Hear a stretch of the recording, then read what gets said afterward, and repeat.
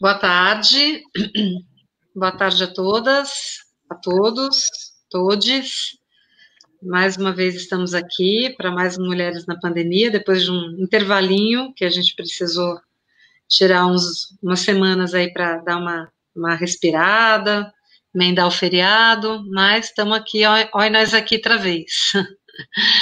E, e hoje a gente inclusive tinha se programado para um outro tema, que aliás é um tema também bastante relevante, que é a questão da violência doméstica, que a gente espera poder falar disso especificamente, embora evidentemente os temas estejam articulados, mas dadas as circunstâncias e as ocorrências, a gente decidiu, assim, meio de improviso, mas felizmente a gente conseguiu falar com a Marcela e com a Tainá, e elas estão aqui, daqui a pouco a gente vai apresentá-las formalmente, e conseguimos fazer esse episódio de Mulheres na Pandemia, especial Mulheres contra a Cultura do Estupro. Enquanto as pessoas vão chegando, vão entrando, eu vou fazendo aqui a nossa apresentação, de como surgiu Mulheres na Pandemia, né, qual é o nosso objetivo, qual é o contexto. Então, bem, lembrando, né, que Mulheres na Pandemia é uma iniciativa espontânea da Margarete e minha, a gente tomou essa iniciativa justamente percebendo, observando, sentindo os efeitos da pandemia, especificamente em relação às mulheres. A gente sabe, né, que para a psicanálise, assim como para Simone de Beauvoir, a mulher não é uma categoria universal, não é uma essência, e isso não impede, entretanto, que existam mulheres na sua multiplicidade, na sua diversidade, e que elas possam fazer constelações e redes. Uma palavra que ainda nos soa estranha, sororidade, diz dessa solidariedade entre mulheres a ser construída e sustentada a partir dessa diversidade. Então, as nossas perguntas aqui sempre foram a partir desse lugar, né, e a questão é como é que as diferentes mulheres estão passando pela pandemia da Covid-19, e especialmente no Brasil, né, um país onde quase 30 milhões de famílias são chefiadas por mulheres, embora elas sejam, em sua maioria, trabalhadoras informais. A gente sabe que desde o início da quarentena houve um grande aumento de casos de violência doméstica, de abusos, e a casa, que é considerado no imaginário da classe média e no senso comum o lugar da mulher, entre aspas, revela-se, na verdade, o lugar mais perigoso para as mulheres. Por outro lado, também a maior parte das mulheres que trabalham, das pessoas, né, que trabalham na área da saúde, nas questões que envolvem cuidados, até por questões culturais, são mulheres, né? E a pandemia, bem como a necessidade da quarentena, mesmo que tendo sido parcial aqui no Brasil desde o início, revelou uma rede de cuidados invisível, sustentada por mulheres, sem a qual a sociedade não poderia funcionar do modo como estamos acostumados. Então, paradoxalmente, né, essa situação expôs essa invisibilidade e esse silêncio em torno dessa rede de mulheres. São mulheres de classes mais favorecidas, né, dependendo de outras mulheres para trabalhar fora e cuidar das suas carreiras. E essas, por sua vez, para cuidarem das casas e filhos das primeiras, precisam de avós, vizinhas, creches, escolas públicas, com suas cuidadoras e professoras. E as questões, então, que nos orientaram sempre foram essas, né? O que pensam essas mulheres, que experiências podem compartilhar, como podem tornar mais visível essa rede de cuidados, de modo que seja mais valorizada no mundo pós-pandemia. Como as vozes silenciadas das mulheres podem ser escutadas, como seus corpos, em sua especificidade, estão vivendo esse momento. Como é ser mãe, adolescente, amante, professora, feminista, cientista, mulher do campo, durante a pandemia? Como mulheres idosas estão passando por essa situação? Mulheres indígenas, mulheres pretas, como elas estão vivendo essa experiência? Como estão as mulheres na linha de frente? Essas e outras questões a gente tem debatido com as nossas convidadas. Hoje já é o episódio 21 do Mulheres na Pandemia, e a gente convida, então, a todas, e evidentemente os homens também são convidados para nos escutar e para estar junto conosco aqui. Então, como eu estava dizendo, né, eu vou fazer uma rapidíssima introdução ao tema, porque a gente está com 3 especialistas aqui. Hoje eu quero mais escutar do que qualquer outra coisa e aprender com vocês. Mas só um levantamento, né, assim, bastante dramático da situação, né? O Brasil é um dos países com mais casos de estupro no mundo, né? Somando mais de 120 mil casos por ano. Se a gente sabe, depois eu quero até ouvir vocês falando sobre isso, né? Mas acho que esses números devem estar bastante subnotificados, né? Aliás, acho que isso faz parte do tema, a questão da denúncia e tudo mais, né?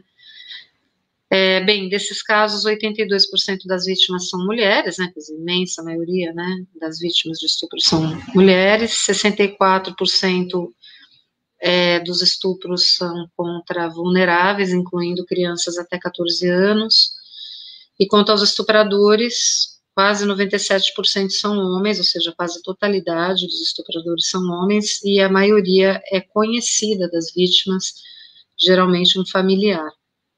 A gente já tocou nesse assunto, né, Margarete, quando a gente falou da questão da violência sexual, né, quando houve a questão do caso da menina, né, que estuprada, que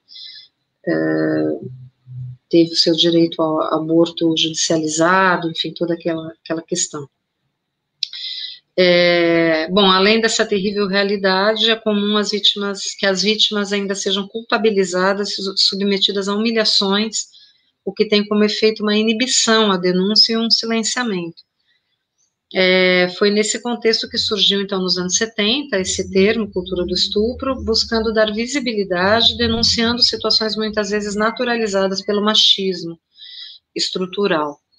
A cultura do estupro está profundamente ligada a estereótipos de gênero, a partir dos quais mulheres são consideradas frágeis, submissas e passivas, e homens deveriam ser fortes, violentos e impulsivos sexualmente. A cultura do estupro tem como uma das consequências mais nocivas a revitimização das mulheres, inclusive no sistema judicial. A revitimização inclui a culpabilização das vítimas, a desconfiança de sua narrativa, desqualificando a violência a partir do comportamento ou histórico da vítima. A cultura do estupro é amplamente difundida em nossa sociedade através da mídia, da indústria cultural, e é reforçada desde a infância através da objetificação, erotização do corpo das meninas, dentre outros estereótipos. E aí eu não vou entrar, a Margarete vai falar mais especificamente do caso ocorrido nessa semana, do julgamento do estuprador da Mariana Ferrer, o empresário André Aranha, durante o qual a vítima foi humilhada pelo advogado do réu com o consentimento do juiz, o que é exemplar e revela a urgência de falarmos sobre a cultura do estupro no Brasil. Então, eu vou passar a palavra para a Margarete, que vai fazer uma introdução mais aprofundada dessa questão, e aí, em seguida, a gente vai apresentar as nossas queridas convidadas de hoje. Então, Margarete, a palavra é sua, por favor. Bom, boa tarde a todas, a todos e a todos que estão aí nos acompanhando mais uma vez. Boa tarde, querida Ana Laura. Boa tarde às nossas convidadas mais do que ilustres, porque moram também no meu coração, são minhas grandes amigas, então é uma grande honra estar aqui com a Marcela e com a Tainá, e para poder falar desse tema que, mais do que importante, eu acho que é um tema que, de algum jeito, machucou todas nós essa semana, nós mulheres. Eu acho que eu vou falar um pouco sobre o caso, né, que foi um caso lá de Santa Catarina, de um processo, mas antes de falar especificamente do caso, eu quero dizer que eu acho que todas nós mulheres, de alguma forma, nos sentimos atingidas, violentadas pela situação que aquela vítima, Mariana, passou. E mais do que só nos sentirmos isso, eu acho que a gente tem que se questionar por que isso doeu tanto. E isso doeu tanto porque todas nós podíamos ser uma delas, em maior grau, em menor grau, mas nós sabemos que todas nós podíamos ser uma delas, uma Mariana, né? Então, mais do que falar da Mariana, vítima, é falar do quanto nós, mulheres, somos revitimizadas todas as vezes que aquilo acontece. Todas nós aqui, eu acho que, de algum jeito, teve um gatilho de violência quando assistiu às cenas daquele processo, porque todas nós, de algum jeito aqui, já passamos por situações que também nos vitimizaram, que também duvidaram das nossas palavras.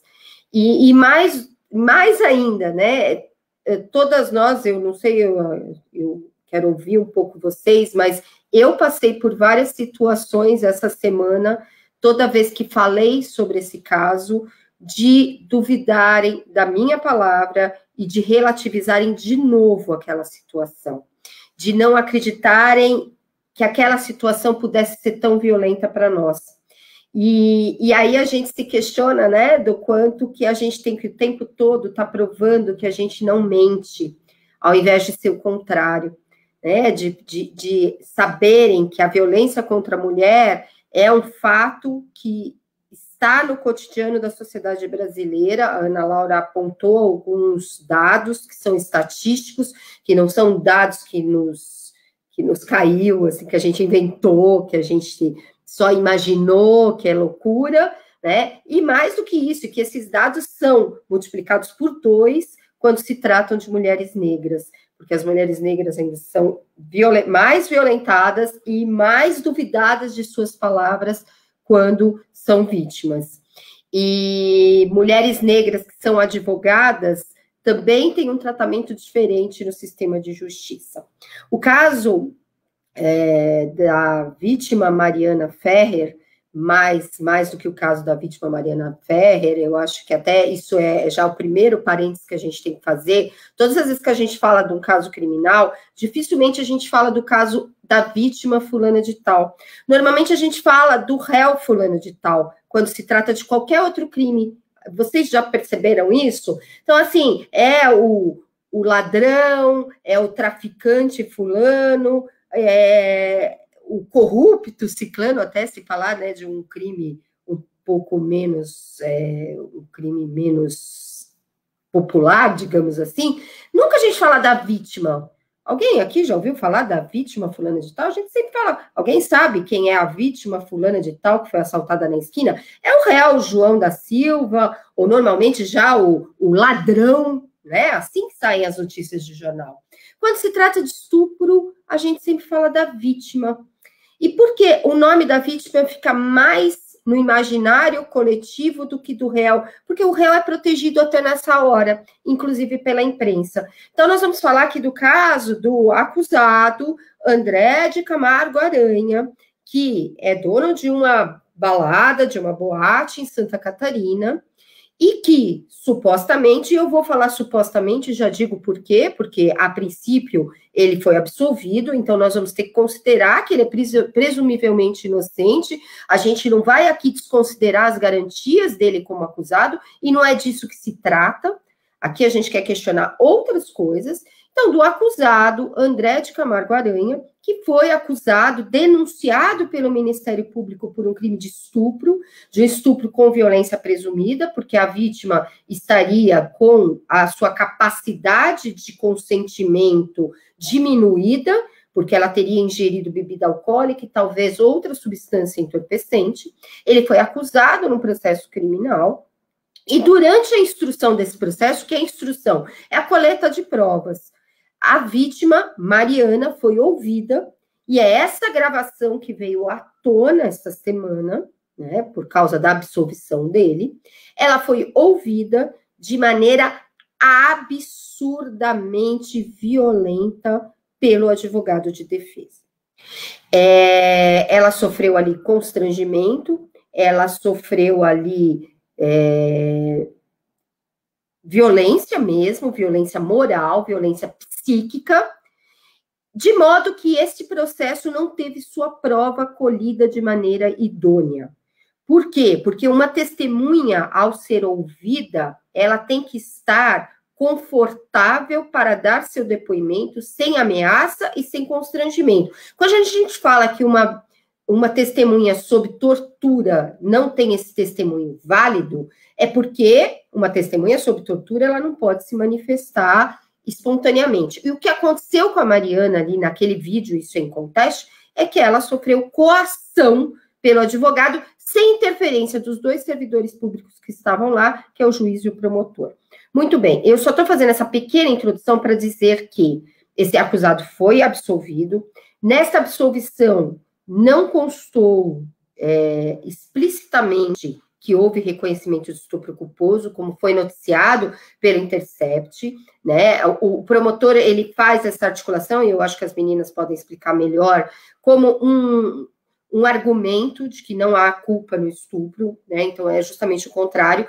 Mas, embora realmente a imprensa tenha noticiado esse termo, foi esse termo que fez com que isso tudo viesse à tona. Então, de algum jeito, a gente pôde falar disso tudo, porque houve esse questionamento do tal estupro culposo, que realmente não consta da sentença.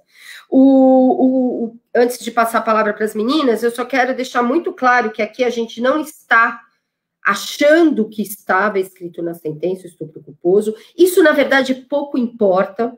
O que a gente está aqui hoje, nessa tarde de sábado, para questionar é porque um sistema de justiça admite que uma vítima seja tão constrangida como ela foi naquela audiência, como que um sistema de justiça ainda admite isso, como que um advogado acha que ampla defesa, que nós não discordamos, porque todo acusado em processo criminal tem o direito de defesa e tem o direito que essa defesa seja ampla, mas como que um advogado usa de culpabilização da vítima, de violência à vítima para garantir o direito de defesa do seu cliente. É possível fazer a defesa do seu cliente sem culpabilizar e sem humilhar a vítima? É ético para a advocacia usar desse subterfúgio para garantir a defesa e a absolvição do seu acusado, do seu cliente? E aqui nós não estamos pretendendo nem ofender o direito de defesa e nem atingir a presunção de inocência. Não é isso.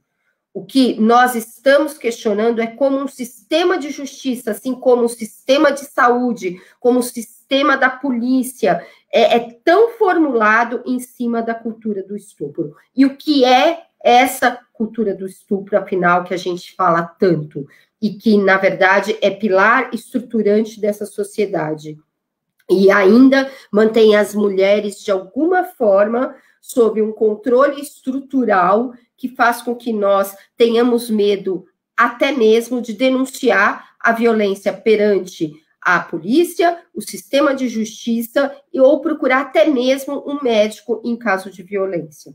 É disso que a gente veio falar hoje. Eu acho que essa introdução era muito necessária para que, inclusive, a gente esclarecesse que aqui nós não somos punitivistas, nós não somos contra garantias constitucionais, principalmente a garantia da ampla defesa, do contraditório e da presunção de inocência, mas isso não significa que nós referendamos um sistema de justiça que é machista, que é racista e principalmente que cultiva a cultura do estupro como tese de defesa e possibilidade de articulação desse sistema de justiça.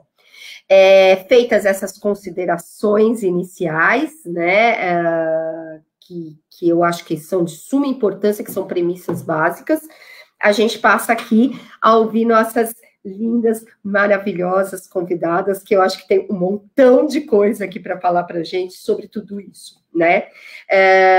Vou começar aqui apresentando a minha primeira querida, que é a Tainá Yared. A Tainá, ela é advogada, com pós-graduação em Direitos Fundamentais pela Universidade de Coimbra, mestranda em Ciências Humanas e Sociais pela Universidade Federal do ABC, e é assessora de projetos do Conectas e membro da Coalizão Negra por Direitos, e além de mãe do Martin, lindo, maravilhoso, e uma querida amiga e advogada competentíssima e uma grande jurista. Tainá, se quiser fazer suas considerações iniciais, fica à vontade, Mulheres da Pandemia é seu. Ai, primeiro eu quero agradecer imensamente o convite, a possibilidade de estar aqui. Eu acho que é muito rica e muito importante a troca entre mulheres, principalmente entre mulheres que estão, né, debatendo o tema enquanto profissionais, porque também nos é furtado esse lugar quando ocorrem crimes contra a nossa dignidade, crimes contra os nossos corpos, contra a nossa possibilidade de existência, e é de suma importância que a gente consiga reafirmar esse lugar de tecnicidade, de aprofundamento teórico-social, e esse lugar de quem fala com a capacidade de quem estuda, apesar de a ideia de tecnicidade estar sobreposta a corpos masculinos de maneira enviesada. A gente está aqui fazendo a contranarrativa também disso, para poder dizer que mulheres podem fazer um debate qualificado e profundo em relação a temas do direito e a qualquer outros temas que vier aí e que nós sejamos especialistas. Eu acredito que a gente precisa pensar que a cultura do estupro está embutida em um outro lugar, numa outra cultura. Ela está inclusa dentro da política da inimizade. Ela faz parte da manutenção da cultura da subalternidade, e ela também faz parte da manutenção da cultura do capitalismo. Eu acho que não dá para a gente debater essas questões sem pensar gênero, raça e classe, no sentido de que tudo isso faz com que exista a relativização da aplicação e da aplicabilidade das normas de direito e de processo penal no Brasil e no mundo. Eu acredito que, por mais que a gente seja um dos maiores países em violência contra a mulher, a gente segue uma cultura de países outros, né, de países nórdicos, a gente segue uma cultura eurocêntrica de violência, uma cultura constituída lá no pré-capitalismo, que afirma e reafirma corpos de mulheres como corpos de teste de um poder, ou de uma manutenção de poder, ou de uma segurança e reafirmação de posições de supremacia, que coloca esses corpos como depósitos de desejos, objetos, mas também como máquinas de produção do capital lá na época das revoluções industriais, para mulheres brancas e para mulheres negras em um lugar outro, também de produção de massa, né, que era e é como nós, pessoas negras, somos vistas, mas também um lugar de uso, um lugar de costume, um lugar de ganho, um lugar de objeto, não de aquisição, mas um objeto de existência mesmo, uma coisa, patrimônio. É importante que a gente analise o que gera a cultura do estupro, e como ela foi utilizada e vem sendo utilizada para relativizar os direitos e garantias fundamentais de mulheres no mundo. Porque quando a gente tem um processo que tem provas científicas, que tem provas empíricas, que tem prova documental, que tem prova testemunhal, e que esse processo gera uma absolução numa contranarrativa do que as provas trazem para dentro dele, significa observar que a gente tem outras forças e outros poderes sendo mobilizados aí para que essa sentença ocorra no modo a favorecer o réu da ação. Eu acredito que a gente também precisa compreender que as pessoas dizem, né, nas redes sociais e na sociedade, mas eu não permitiria que isso acontecesse com uma mulher do meu eixo familiar. Eu entendo o que você passa, porque eu também tenho mulheres na minha família, mas isso é muito complicado de dizer, porque as pessoas que praticam violências contra as mulheres, e aí violências sexuais, violências físicas, violências patrimoniais, psicológicas, já que a gente está falando do caso como um todo, também tem mulheres na sua família, elas também têm filhas e filhas, elas também têm mãe, tia, prima. Também existem essas figuras no lugar de existência delas. E não são monstros, não são pessoas loucas, são pessoas que praticam crimes. A diferença é a relativização da prática delituosa para o lugar da loucura, que também é bem colocado pelo Foucault como uma prática de poder, de manutenção do poder e de manutenção do controle social dos lugares das pessoas.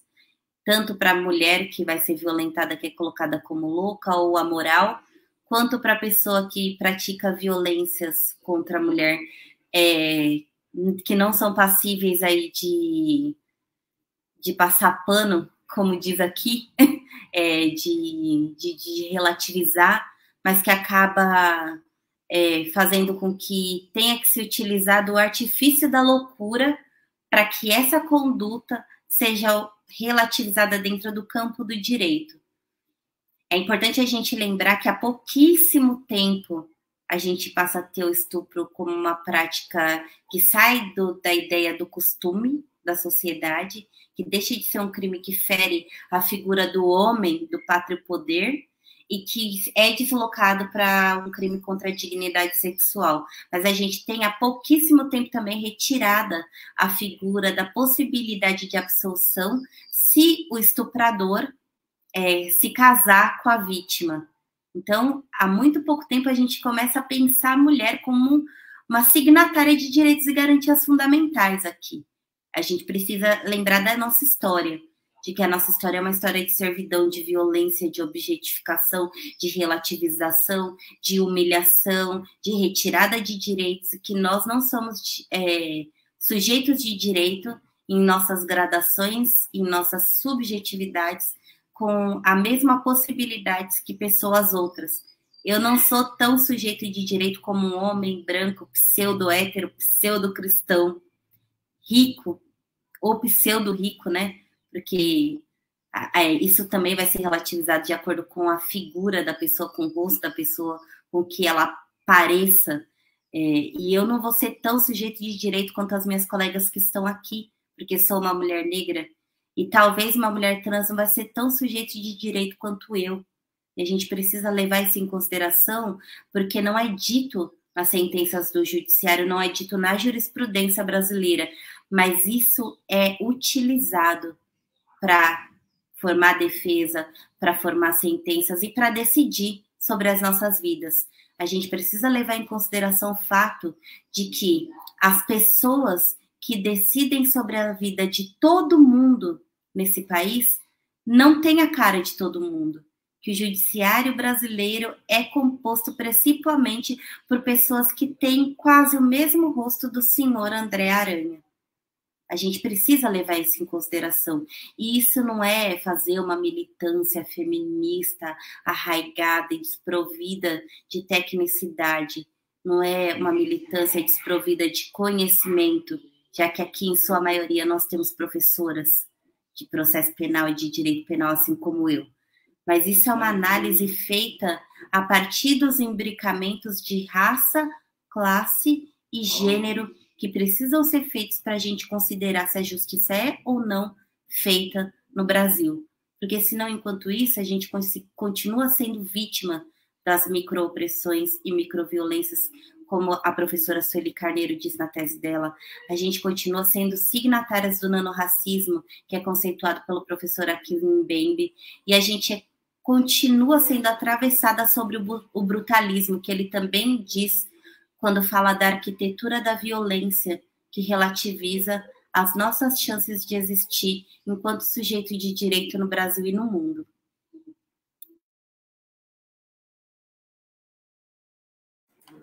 Se apresenta, Marcelinha, Ana.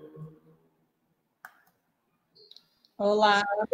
Desculpa chamar de Marcelinha, que a Marcelinha é Marcelinha para mim. A doutora Marcela. Podem ficar à vontade. Eu quero pedir desculpa porque eu dei uma caída aqui na internet, mas consegui sair correndo e ligar de novo. Mas eu vou apresentar assim, a Marcela, só um minutinho aqui. Problemas tecnológicos, mas já voltamos. Só um minutinho, gente. Desculpa. É que eu tô compartilhando a nossa live em outros dispositivos aqui, aí de repente às vezes dá tilt, mas espera um pouquinho só que eu já vou acertar aqui. Um minutinho, gente. Bom, então vamos lá. Marcela, estão ouvindo? A Marcela é advogada criminalista, especialista em direito processual penal e direito penal empresarial. Seja muito bem-vinda, Marcela. Por favor, a palavra é sua. Obrigada, gente. Muito obrigada. Gostaria de dar boa tarde a todas, todos e todes. Estou tentando ampliar aqui, eu diminuí. Agora eu consegui. Eu sou péssima também com coisas tecnológicas. Confesso que não é meu forte, mas vamos lá. Depois dessa belíssima introdução feita por todas vocês, Ana Laura, Margarete, Tainá, quero agradecer primeiro o convite, a Margarete e a você, Ana Laura, muito obrigada. É um prazer te conhecer, Ana Laura. Margarete é uma amiga querida já de algum tempo. A Tainá também, uma amiga muito querida, uma profissional brilhante e sempre muito disposta a nos ensinar, né, Margarete? Muito, assim, ela sempre está muito disposta a enriquecer o nosso debate. Confesso que não fiz uma preparação como a da Tainá, que é uma professora brilhante, mas o que eu queria falar nessa minha primeira oportunidade aqui, eu quero puxar alguns ganchos do que a Margarete disse, e também um pouco do que a Tainá disse. Primeiro, quero enfatizar a questão do processo ainda estar em andamento, que é uma coisa que a Margarete já falou. Então, a gente não está aqui para dizer se o homem que está sendo acusado, que estava sendo acusado e acabou sendo absolvido, o André Aranha, se ele é ou não culpado. Esse não é nosso papel aqui. A gente está aqui para tratar sobre o que aconteceu nessa semana, do que a gente ficou sabendo, né, durante essa semana, que foram aquelas cenas da audiência, em que a Mariana, ela foi inquirida praticamente, né? Ali era uma oportunidade dela trazer o lado dela da história, e ela foi inquirida, ela foi colocada no banco dos réus, e a mulher, quando ela é levada de alguma maneira ao judiciário, na grande maioria das vezes por conta da nossa... por conta também da cultura do estupro, né, que é o que a gente está falando aqui hoje, ela sempre é transformada em ré, na grande maioria das vezes. É engraçado porque nessa semana eu tinha começado a ouvir um podcast que chama Praia dos Ossos. Eu não sei se vocês já ouviram falar, mas é maravilhoso. E é sobre... recomendo muito, e assim, é um retrato do que a gente viu essa semana. É assim, um caso que foi julgado nos anos 70, do Doca Street, né, que assassinou Ângela Diniz, duas figuras da sociedade brasileira, um da sociedade paulistana, a Ângela Diniz da sociedade mineira, e Ângela, mesmo morta, foi colocada no banco dos réus, no júri do Doca Street. E, enfim, eu queria trazer só, então, puxando esse gancho da Margarete, só para eu também não fugir muito, porque senão eu vou acabar indo para outro tema, porque se deixar a gente vai ficar falando aqui para sempre, né? Mas eu quero trazer um pouco a questão da vítima. No processo penal brasileiro, a vítima tem pouquíssimo papel, ela é praticamente esquecida, não apenas nos casos que envolvem violência sexual, mas em todos os aspectos. A vítima, ela praticamente não ocupa um papel. o que deveria ser, de alguma maneira, aí, levado em consideração pelo legislativo, né, pelas pessoas que cuidam aí do nosso ordenamento jurídico. Isso precisa ser modificado de alguma forma, porque muitas vezes a gente acaba penalizando algumas tipificações penais que talvez não tivesse necessidade se você desse fala para a vítima, se a gente ouvisse a voz da vítima, o que ela pretende com aquilo. Então, eu acho que esse é um aspecto muito importante que a gente precisa sempre falar, né? Essa desvalorização da vítima no processo penal brasileiro. E um outro aspecto que eu queria mencionar, que a Tainá acabou de introduzir, né? Essa questão do papel da mulher, principalmente também com relação ao direito penal brasileiro, né? O Brasil, ele foi colonizado por Portugal, né? E esse conceito da figura da mulher, ele é introduzido no nosso país, vamos partir aqui da colonização, né? Da mulher fazendo o papel de santidade, porque Portugal era um país católico, enfim, introduziu isso, injetou isso de uma maneira extremamente eficaz, né, na população indígena que estava aqui à época, e também com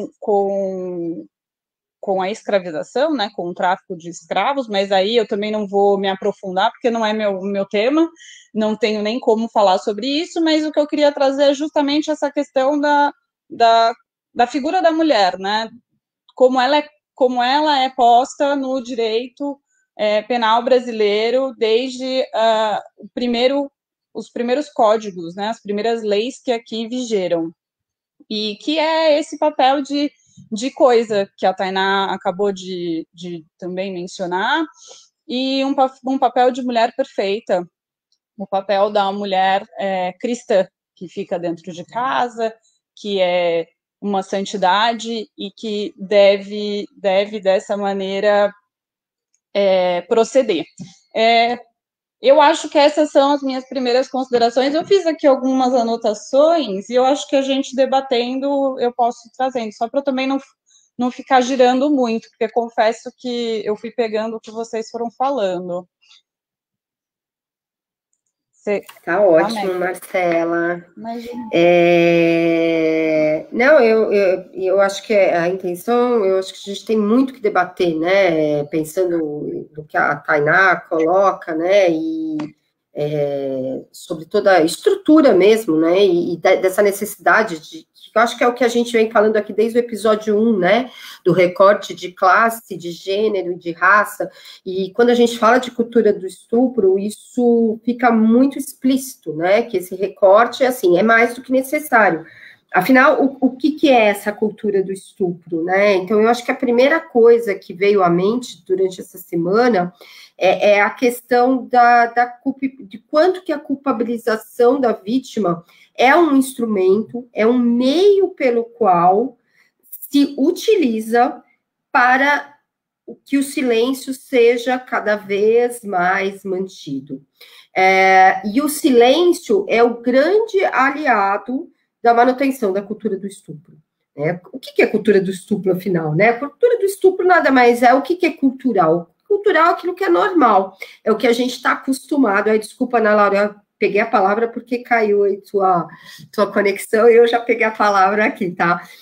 O que é cultura, né? Cultura é aquilo que a gente acostuma em fazer, que está introjetado dentro de uma sociedade e que é normal, e que passa a gerenciar, né, essa vida na sociedade. A cultura do estupro, nada, é um conceito que vem lá, né, das feministas americanas, mas nada mais é do que a normalização da violência, tornar a violência como normal, né? E a violência contra a mulher, não só a violência sexual, mas a violência de maneira geral é normal, e muito porque, pelo que a Tainá coloca, né, da questão da objetificação, e a objetificação de corpos, ela é diferente, né, das mulheres brancas com as mulheres negras, mas nós somos objetificadas. A mulher, ela era um patrimônio do homem há bem pouco tempo, há pouco mais de um século, né, patrimônio, e há pouco mais de 50 anos que nós tivemos a oportunidade até de poder contratarmos sozinhas, podermos ter emprego sem autorização do marido, quer dizer, tantas outras coisas, né, não ter o sobrenome do marido, isso é muito recente. As mulheres eram obrigadas a adotar o sobrenome do marido até os anos 70. Então, toda essa cultura que eu acho que a Marcela e a Tainá traz, faz parte dessa normalização da violência. E a objetificação, quer dizer, o que é objeto é aquilo que pode ser disponibilizado como quiser. Seja porque é da propriedade daquele homem, né, a mulher, por exemplo, a esposa, né, ou porque é um objeto, porque é um corpo que pouco importa, como é o caso das mulheres negras, né, um corpo que não é tratado como os outros corpos, porque que corpos, na verdade, importam dentro dessa sociedade, né, e que corpos têm importância. E uma outra coisa que eu acho mais interessante, e aí dentro dessa ideia de culpabilização, que vem junto com o silêncio, mas vem também da relativização da palavra da mulher, seja nos crimes sexuais, ou seja em qualquer outro tipo de violência. Por que a palavra da vítima de crime sexual é tão colocada em xeque? Ela é tão duvidada? Por que se presume tanto que a vítima de violência sexual está mentindo, diferentemente das vítimas de outros crimes? Por que o crime sexual ou a violência contra a mulher não causa tanto espanto na nossa sociedade como um crime patrimonial ou um crime relativo a drogas, a entorpecentes? Porque, na verdade, o crime, a violência contra a mulher, o crime sexual, ele é normal. E isso entra dentro do conceito de cultura e de cultura de estupro, né? Outro mito que eu acho que é importante a gente aqui falar, e a gente já falou em outros programas também, né, Ana, sobre o que é a sexualidade da mulher. As mulheres, e aí dentro do que a Marcelinha coloca da nossa cultura católica ocidental, né, as mulheres, elas se presumem que as mulheres não gostam de sexo, que mulheres só fazem sexo para procriarem, para serem mães. Logo, se não gostam de sexo, se elas fizeram sexo, se elas consentiram de algum jeito em algum tipo de conversa com o homem, então elas têm que querer sexo, e aí elas têm que comprovar, muitas vezes no processo, a resistência a esse sexo. Porque como? Mas você não queria, mas você resistiu, mas não tem ferimento nesse laudo. E a outra ideia é de que a gente não pode falar de cultura de estupro, há um tabu nisso, porque falar de cultura do estupro é quase dizer que todos os homens são estupradores. Então, os homens têm uma resistência em dizer, não existe cultura de estupro, porque, nossa, então se existe cultura de estupro, isso significa que nós, feministas, doidas, malucas, estamos acusando todos os homens de serem estupradores. E a verdade não é essa, né? O estuprador é, sim, um homem comum, a Tainá disse muito bem, é um homem que tem mãe, que tem irmã, que às vezes tem mulher, é um homem que tá aí, não é aquele do beco escuro, que pega uma menina na marra, amordaça e estupra no meio da rua, porque a maior parte dos crimes de violência sexual estão dentro de casa e são praticados por pessoas conhecidas, o que isso significa é o pai, o padrasto, o irmão, o tio, o vizinho, ou o patrão, né, aquele que está lá no trabalho, o colega, vamos falar, né, de assédio sexual e de estupro no trabalho, que isso é muito sério, porque tem a ver, inclusive, com a subalternidade e com a hierarquização que esses crimes trazem à tona. Mas mais do que isso, quer dizer, se existe cultura de estupro, não é que todos os homens são estupradores, mas, no mínimo, todos os homens e as mulheres também são coniventes com aquilo que alimenta o ciclo de violência sexual, porque alimentam piadinhas, quando surge um caso como esse dessa semana, relativizam a importância e a violência que esse caso tem. Então, assim, a gente não está aqui para falar da Mariana, a gente está aqui para falar de toda essa estrutura que alimenta a cultura do estupro. Eu queria perguntar um pouco para vocês, e aí eu acho que esse gancho é muito importante, né? A gente viu ali, a Tainá também fala bem disso, que quem estava dentro daquela cena, né, daquela audiência, eram homens brancos de uma classe social elevada, eram a cara do André acusado, né? E o quanto isso diz muito do nosso sistema de justiça, e eu vou acrescentar aqui, porque tem muitos psicanalistas nos acompanhando, e diz muito do nosso sistema de saúde também, porque as mulheres também têm muita dificuldade, às vezes as mulheres não querem denunciar porque têm medo de serem julgadas na polícia e no judiciário, mas muitas vezes não procuram um sistema de saúde porque sabem que vão ser julgadas dentro de um hospital, porque Marianas, como a Mariana Ferrer, né, tem todos os dias, a cada 11 minutos no Brasil, a maior parte delas não denunciam e também não procuram um sistema de saúde, porque sabem que vão ser julgadas, sabem que vão ser culpabilizadas de novo, né? E por quê? Porque o nosso sistema de saúde, o nosso sistema de justiça tem essa cara de homens brancos e héteros, né? E isso diz muito sobre isso. Agora, o que eu queria saber um pouco da Tainá e da Marcela, né? O que é essa cultura do estupro e o quanto essa cultura do estupro para vocês teve ali todo o papel tão preponderante naquela audiência que a gente assistiu e no resultado desse julgamento em primeiro grau, que não é um julgamento ainda definitivo, mas é um julgamento que absolveu o André, mesmo a gente não conhece o processo, porque ele está em sistema de sigilo de justiça, né, de segredo, mas que do que veio à tona na imprensa, a gente viu que tinha algumas provas, e que se a gente também sabe, invertendo um pouco a lógica, se o André, ele não fosse de Camargo Aranha, nem dono de um bar, nem rico, e ele fosse um preto e pobre, certamente não precisaria mais nem de 10% daquelas provas para condená-lo dentro desse mesmo sistema de justiça.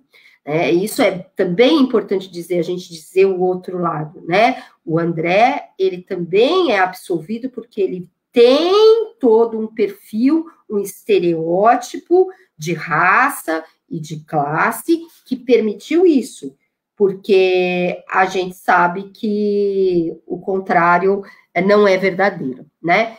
Invertendo agora, eu acho que a Marcela... Quer comentar alguma coisa, Ana, antes de passar a palavra para a Marcela? Não, só um comentário, né, que eu acho que eu queria agradecer a fala de vocês, eu fiquei entrando e saindo, mas deu para acompanhar em parte, assim... essa questão da culpa, agora falando assim como psicanalista, né, e essa cultura, ela é uma coisa tão arraigada que muitas vezes a própria mulher acaba se sentindo culpada, quer dizer, ela se identifica com esse lugar. Isso é uma coisa que a gente observa muito na clínica, quer dizer, a dificuldade, inclusive, de dar sentido, né, de significar aquilo como uma violência, né, isso é uma coisa que também acho que é muito interessante, quer dizer, daí a importância, inclusive, da gente poder falar disso, e disso está vindo à tona, e acho que isso explica também, em certa medida, porque que quando uma mulher faz uma denúncia, acaba tendo uma espécie de onda, né, assim, como se as mulheres se identificassem com aquilo e ressignificassem a violência sofrida, porque muitas mulheres às vezes sofrem violência, são vítimas de violência, né, violência sexual, dentre elas, que aqui especificamente é o tema de hoje, e não dão essa significação, né, quer dizer, o quanto essa questão da cultura do estupro acaba fazendo com que muitas mulheres não consigam se reconhecer como tendo sofrido violência, e elas mesmas acabam se culpabilizando, né. Era só um comentário que eu queria falar para reforçar ainda mais esse aspecto invisível, né, quer dizer, uma cultura é alguma coisa que é um discurso, né, isso se introjeta, assim, né, nos meandros, vamos dizer assim, do laço social, e muitas vezes afeta o comportamento, né, dos sujeitos e tal, de uma maneira inconsciente mesmo, né.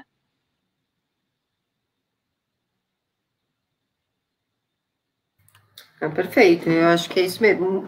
Há várias situações em que as mulheres, às vezes, anos depois, se tocam de que passaram por uma situação de violência, porque a própria mulher, primeiro, ela acha que ela é a culpada pela violência, e segundo, às vezes ela duvida, e eu acho que todas nós aqui já passou por alguma situação dúbia, né, principalmente essas violências cotidianas, transporte público, assédio no trabalho, de achar, será que realmente não é coisa da cabeça?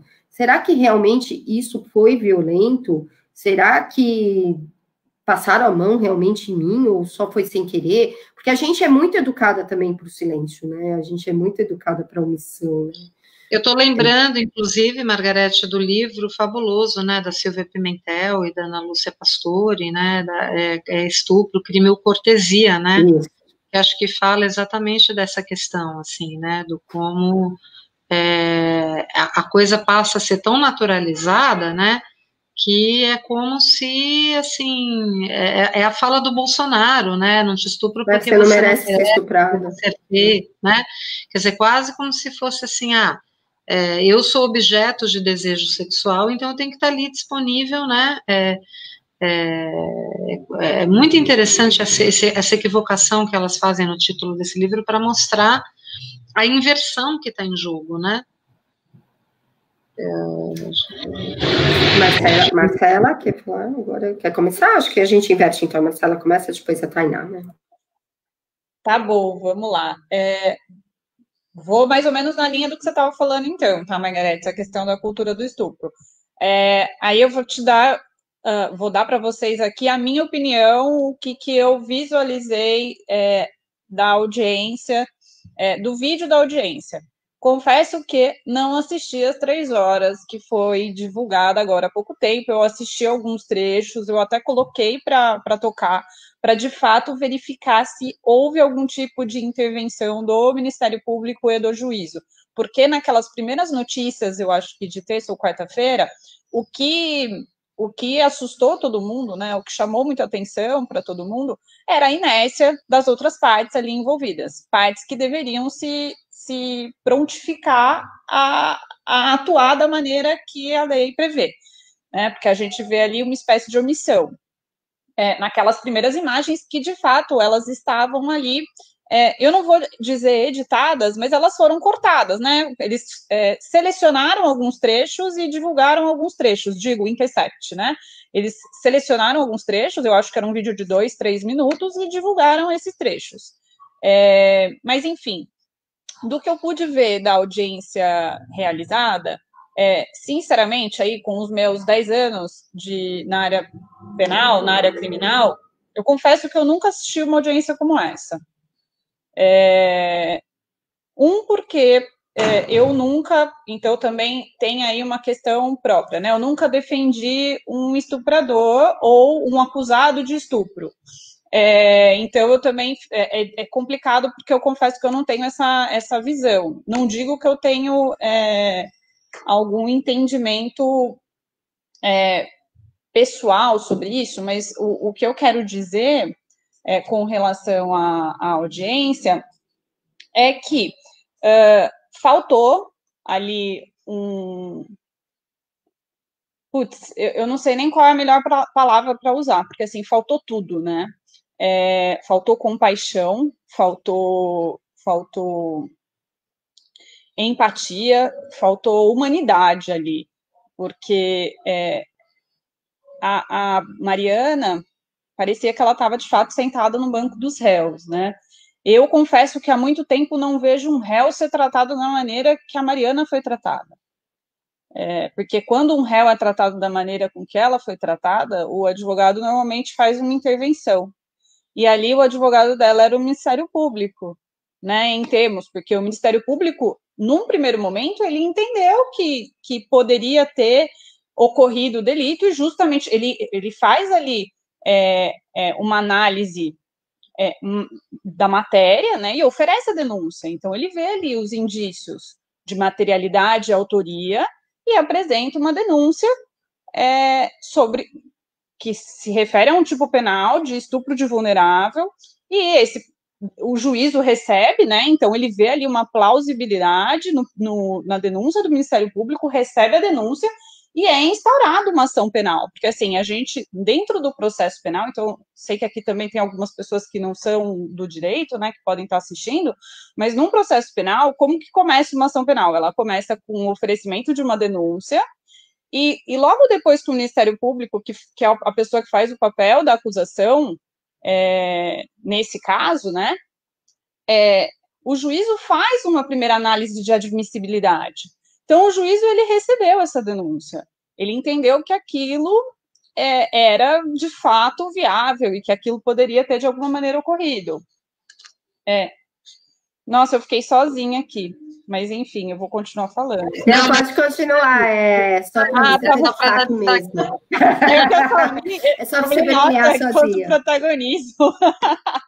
Desculpa, mas, enfim, vamos lá. Então, a partir do momento que a gente assiste a audiência, eu vi ali, sim, alguns apontamentos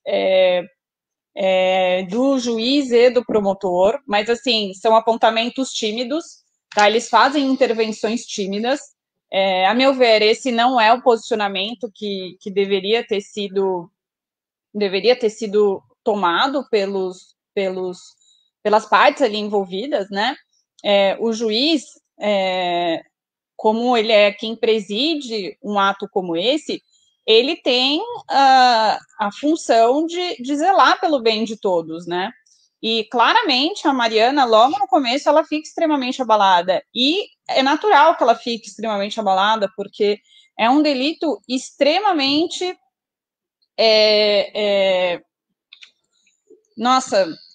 extremamente delicado. Ela fez uma acusação ali de ter sofrido um estupro. Então, você precisa de uma empatia com a outra parte. Isso precisa ser conduzido de uma maneira para que a pessoa também se sinta à vontade para poder falar o que ela viveu e o que ela passou. E nesses tipos de delito, nos delitos sexuais, muitas vezes você não tem testemunhas para corroborar os fatos. Então, você só vai ter a palavra da vítima. Na maioria das vezes, o que acontece é você só ter a palavra da vítima. E quando a gente fala, então, fazendo uma analogia à cultura do estupro, é que a mulher, de fato, nessa figura, ela não tem o direito de estar contando a verdade, né? Ela não tem o direito também de ter uma empatia ali naquele momento, porque a partir do momento que ela começou a contar a história dela e dizer o que tinha acontecido, ela foi atacada de diversas maneiras ali pelo advogado que, a meu ver, não atuou da maneira que deveria ter atuado. Eu acredito que ele estava ali cumprindo o papel de defender o cliente dele, o que eu acredito que era a função dele, é a função dele, de todos os advogados que vão defender seus clientes, mas foi de maneira extremamente agressiva e faltou com princípios básicos aí previstos na Constituição da República. A meu ver, faltou ali um tratamento digno mesmo dessa moça. Mas, enfim, um outro aspecto que também me chamou a atenção na audiência é a quantidade de homens, né? Então, você tem um juiz homem, um promotor homem, um advogado de defesa homem, e a Mariana sozinha. E ela estava também com um assistente dela, né? O assistente da acusação dela, eu acho que era um advogado homem também, eu posso estar equivocada, mas pelo que eu vi, era também homem. Mas, enfim, falta também um pouco de uma questão própria também, muitas vezes, da questão do judiciário. Eu acho que nos crimes sexuais, talvez houvesse uma intenção deveria ter uma intenção de reestruturar isso, porque a gente precisaria ali de mulheres também atuando num ato como esse, né? Ou preferencialmente, não digo uma obrigatoriedade, porque muitas vezes você tem uma comarca pequena e muitas vezes só tem um juiz, no fórum só tem uma vara, pode ser que tenha 1, 2 juízes, pode ser que ambos sejam homens, mas enfim, deveria haver uma preferência para que também ou mais mulheres participassem do ato para que a gente pudesse, para que a gente possa, de alguma maneira, combater essa cultura que ela está presente em diversos aspectos, né? Eu acho que era mais ou menos isso que eu tinha anotado aqui para falar. Você quer continuar, Tainá? Ai, gente, eu achei muito esquisito esse negócio de só eu na tela. Eu não sou tão egocêntrica. Parece que você tá falando sozinha, né? Nossa, como assim, né? Tipo, você fica aqui se amando.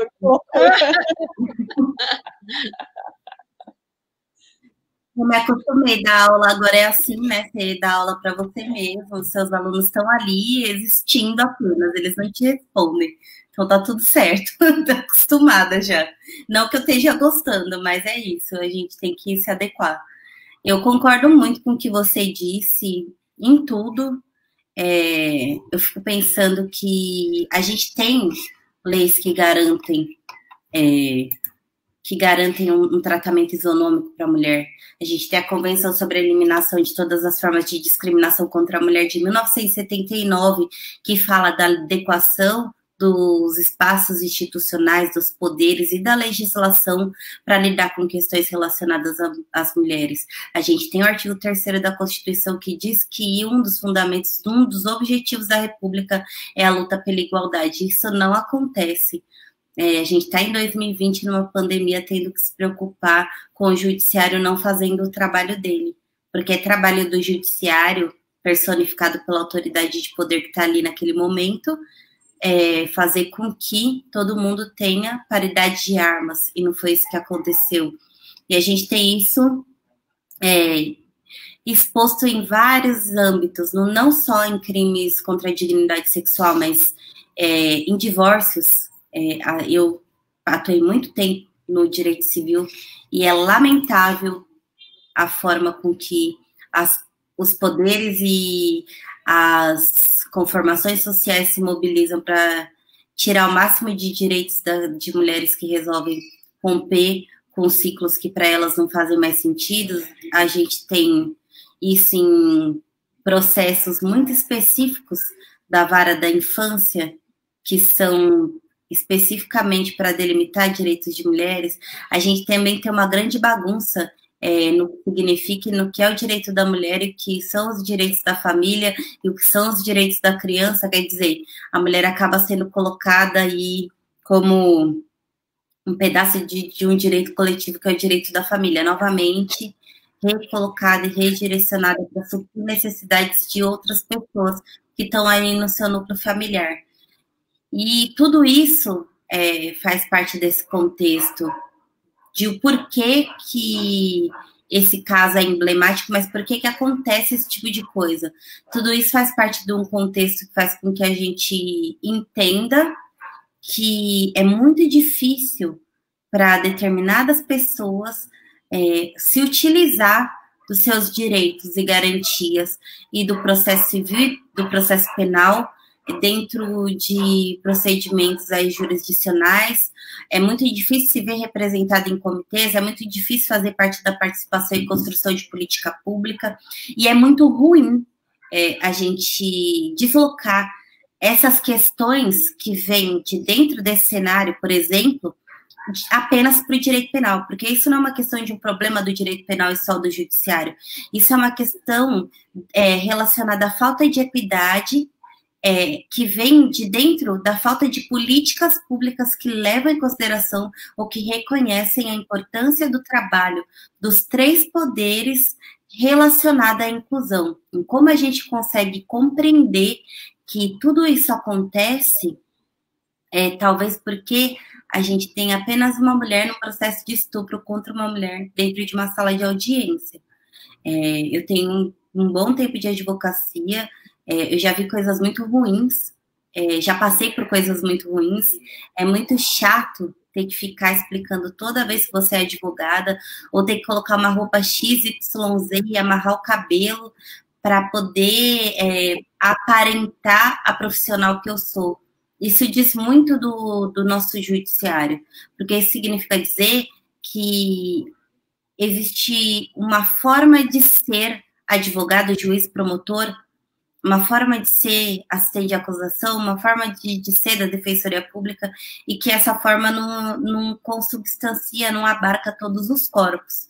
Isso é uma questão, isso tem a ver com ética, isso tem a ver com equidade, tem a ver com a implementação de políticas públicas que façam com que a foto de posse de concursos públicos do judiciário, por exemplo, não sejam da forma que são.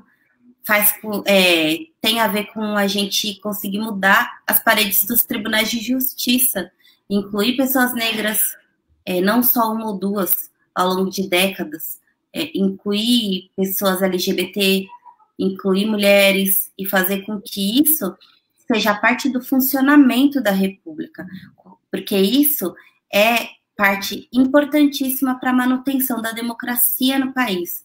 A gente deixa de conseguir aplicar o mínimo da legislação brasileira, que a gente não consegue ter, seja empatia, solidariedade. Sororidade é um termo que eu não costumo utilizar, porque a sororidade vem delimitada de faltas que deixam de incluir pessoas, aí na minha opinião, e do que vem dos meus estudos, mas eu acredito que a gente precise ter o mínimo ético e o mínimo de coerência para a gente dizer que todo mundo tem acesso a direitos no Brasil.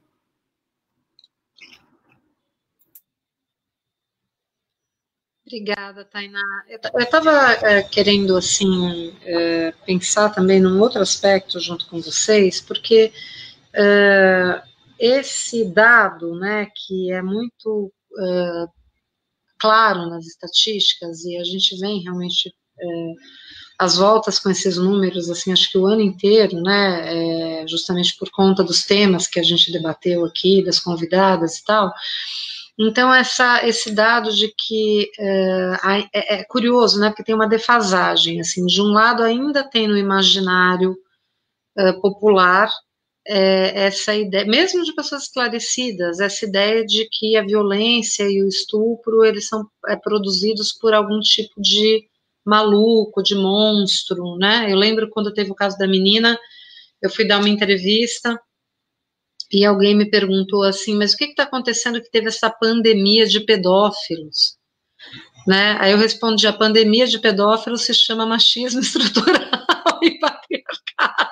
É uma pandemia que está durando séculos. Né?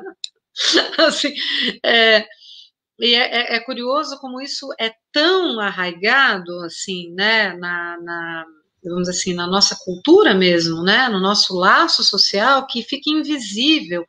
E as pessoas, assim, bem intencionadas, e como eu disse, até esclarecidas, e realmente aliados, eu estou falando de pessoas nossos aliados, não estou falando de gente, né, que defenderia uma situação dessa, muito pelo contrário, que até está justamente dando espaço, né, para se falar disso, espaço na mídia e tudo, mas vem com uma visão, às vezes, um pouco distorcida desse tipo, né, então, assim, a violência, né, o estupro contra vulneráveis é produzido principalmente quando são crianças, né, ou menores de 14 anos, é produzido por um pedófilo, né, o estupro é praticado por um monstro, né, então sempre tem essa ideia, até que acontece uma situação envolvendo alguém que, assim, vamos dizer assim, pelo afeto, às vezes até do público, até pelo lugar que ocupa na sociedade,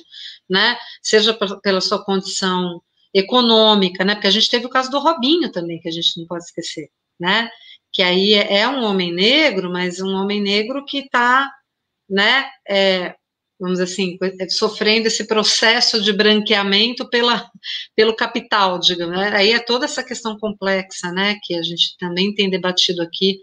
A gente teve a ocupação mulheres pretas, né, a gente sempre está fazendo muita questão também de sempre ter uma mulher preta aqui entre nós, né, para trazer esse outro aspecto. Tivemos as mulheres encarceradas, né, Margarete, quando a gente falou muito dessa questão, né, do racismo, da questão do encarceramento da população preta no Brasil, inclusive na época eu lembro que a gente falou desse aspecto também, né, da questão da diferença de tratamento quando um homem preto pratica um crime, e quando um homem branco pratica um crime. Mas eu gostei muito também no começo, quando a Tainá falou que não dá também para desvincular a questão de gênero, a questão de raça, da questão de classe, né? Quer dizer, o quanto esses três aspectos, eles estão imbricados, né? E um vai, de alguma maneira, influenciando o outro, né?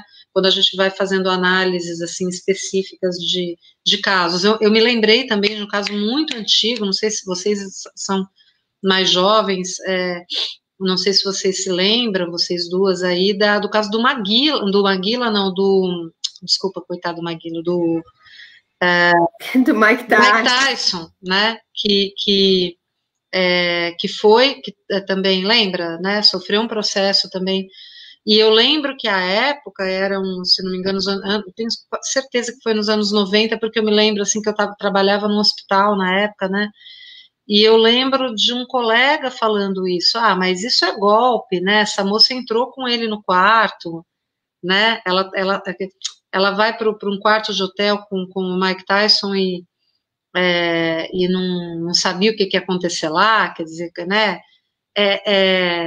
e de outros debates também que eu já travei com colegas, né, a Margarete falou aí o quanto inclusive, assim, é desgastante para a gente, né, porque a gente vai conversar sobre isso com alguns homens, assim, e muitas vezes é isso, assim, então, a mocinha, né, em começo de carreira, que dá o golpe, como eles dizem, né, o golpe do abuso, né, o golpe do fui abusada, não sei o quê, para se promover, né, foi sempre assim, né, deu o golpe do fui abusada para se promover e tal, ganha, né, toda uma notoriedade, né, inclusive na imprensa e tal, coitado do fulano de tal, o famoso de Hollywood, ou o famoso global, ou não sei o quê, que está sendo, né, chantageado, né, o pai de família, e o casamento dele está sendo ameaçado, desfeito, porque tem uma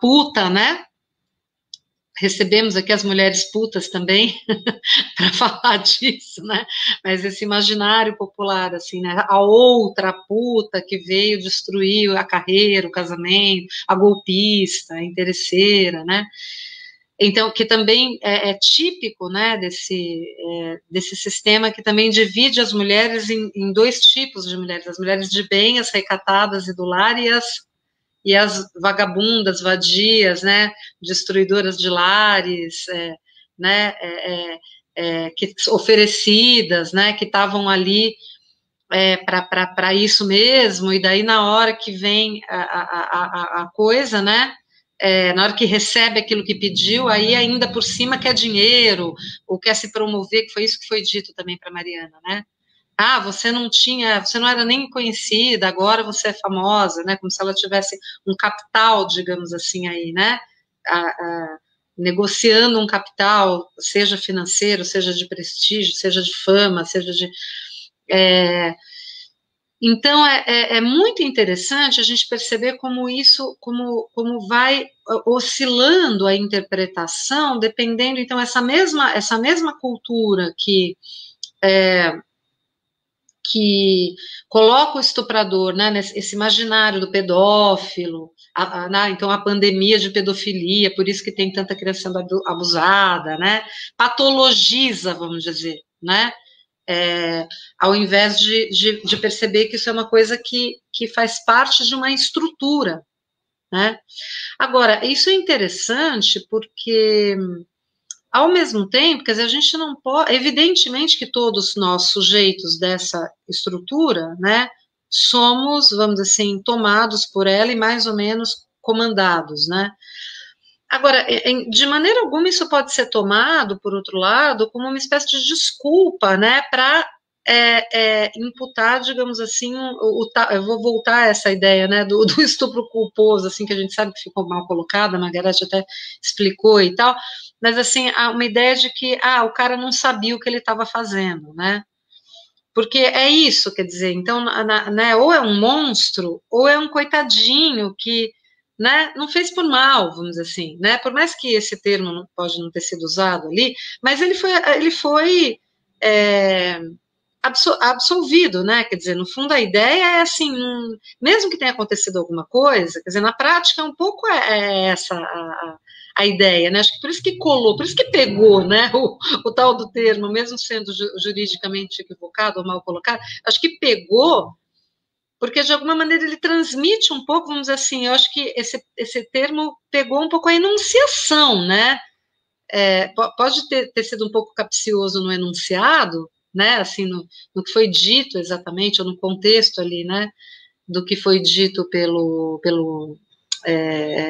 Ministério Público, né, mas, na verdade, ele capta um pouco a ideia, né, a ideia pode até ter tido alguma coisa parecida com estupro, né, ela podia até estar, sei lá, né, drogada, né, ou não ter consentido e tal, mas ele, ao mesmo tempo, ele não é um estuprador. Estuprador é aquele monstro louco, tarado, que te pega no beco, né, que você está passando indo para o trabalho e contanto que você não seja uma prostituta, porque se você for uma prostituta também não tem problema, né? Então, ou se você tiver de minissaia, né, vocês lembram daquela pesquisa que a Margarete deve ter tido problemas com essa pesquisa na casa dela também, mãe de menina, que eu lembro que na época minha filha era adolescente, tinha 12 anos, né, e era o debate diário aqui em casa, né, da coisa de pode andar de shortinho, não pode andar de shortinho, pode andar de minissaia, não pode andar de minissaia. É claro que pode, né, mas nós como mães sabemos o que isso também significa, então até que ponto você, né, vai expor o seu corpo, então é muito complexa a situação, né, e aí a ideia subliminar é sempre essa, né, e aí eu lembro que na época saiu a tal da pesquisa que 70% dos homens achavam que uma mulher que tivesse de minissaia na balada, ou sei lá o que, estava pedindo para ser estuprada. Vocês lembram dessa pesquisa que saiu? Da Folha de São Paulo. Da Folha de São Paulo, exatamente.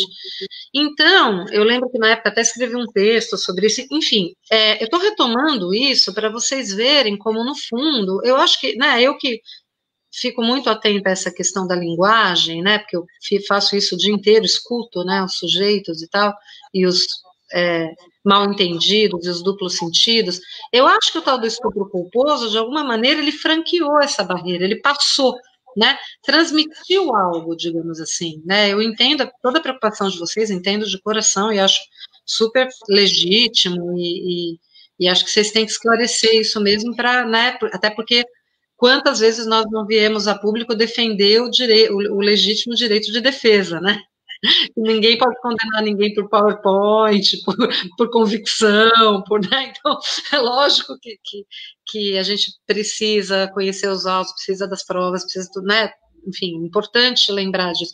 Mas, ao mesmo tempo, acho que teve alguma coisa, né, em termos, assim, dessa questão mesmo daquilo que passa, né, de uma outra forma, que eu acho que é isso, quer dizer, leu-se a intenção que está por trás disso, né, que é um pouco dizer assim, olha, não é bem estupro, eu estou falando isso, gente, porque, né, por exemplo, assim, uma mulher reconhecer que ela pode ter sido estuprada pelo namorado ou pelo marido, né, é muito difícil, né, isso, nesse contexto que a gente vive, na maneira como as mulheres são educadas, e os homens também, né, elas realizarem, né, então eu achei que foi a indignação, né, e o fato das mulheres finalmente terem vindo a público dizerem, gente, isso é um absurdo, né, eu acho que muitos homens, inclusive, ficaram meio assim, tipo, né, esse... outro, né, que disse, mas está tendo uma pandemia de pedófilo, ele falou sinceramente, assim, né, mas então está tendo uma epidemia de pedófilo, né, eu acho que tem alguns homens que falam assim, mas vocês ficaram, né, se sentindo machucadas, assim, como que a gente diz assim, mas como assim, por quê, né, então, eu acho que está sendo importante isso para ajudar a desconstruir essa cultura, né. Não sei o que vocês acham disso, mas acho que teve um efeito interessante. Deixa eu só esclarecer. Não, só ia esclarecer só um ponto, assim, realmente o promotor, ele não fala que deveria ter absolvição por estupro culposo, mas, e aí eu acho que cabe aqui um adendo e reconhecer até o que a Ana Laura está dizendo, ali não é que ficou subentendido, mas ele afasta a culpa, por tem um raciocínio jurídico, eu não vou falar aqui de juridiquês sobre erro, né, erro de proibição, porque isso aqui é muito complicado de ensinar, precisaria de umas aulas, assim, várias de direito penal, né, mas ele menciona a questão de não existir estupro culposo. O jornalista também não tirou do nada, ele tirou de uma frase ali. E realmente eu concordo plenamente com você, Ana. Eu acho que há sim uma linguagem subliminar dentro do próprio pedido do Ministério Público e da sentença do juiz, querendo dizer que ali a vulnerabilidade dela, que seria por causa de álcool ou de qualquer outra substância, não estava assim tão aparente, de modo que o acusado foi induzido a erro. Em resumo, né, até para leigo entender, foi mais ou menos isso. E que é um raciocínio muito, muito, muito presente em todos os crimes sexuais, inclusive em casos de menores. Tem até um meme que saiu essa semana que eu achei ótimo, assim, mas ela tinha 14 anos, sabia muito bem o que estava fazendo. Aí o outro embaixo. Ele tinha 35 anos e foi enganado por uma mulher, né, que estava querendo levar vantagem. E é isso, quer dizer, um homem de 35 anos, ele pode ser enganado por aquela cheia de simulação, de sedução, que é muito dentro da linha da Ângela Diniz, né, que tem lá no Prédio dos Ossos, que a Marcela tão bem citou. A tese de defesa inteira do Evaristo, que era um grande advogado de júri, e para dizer que o Dock Street matou aquela mulher que o seduziu, que, na verdade, o enganou, que era uma serpente, que o envolveu. É aquela coisa da mulher bruxa, né? Da mulher serpente, que vem lá desde a Idade Média, e que nada mais é do que essa mulher aí, que também, no crime sexual, ela só vai denunciar porque ela quer ficar famosa. Alguém aqui conhece alguma mulher que ficou famosa, ganhou dinheiro e se deu bem na vida porque virou vítima? Muito pelo contrário. Eu acho que todas nós aqui, né, tanto os psicanalistas quanto os advogados, conhecem mulheres que, na verdade, sofreram muito porque foram vítimas de violência e mais ainda porque denunciaram, porque a experiência do processo é uma experiência difícil, é uma experiência dolorida, porque é uma experiência que dura anos e que vai te revitimizar, vai te torturar mais, vai fazer com que você conte aquela história de violência várias vezes perante pessoas diferentes e ambientes hostis. Então, assim, ninguém se dá bem porque vira vítima, muito pelo contrário.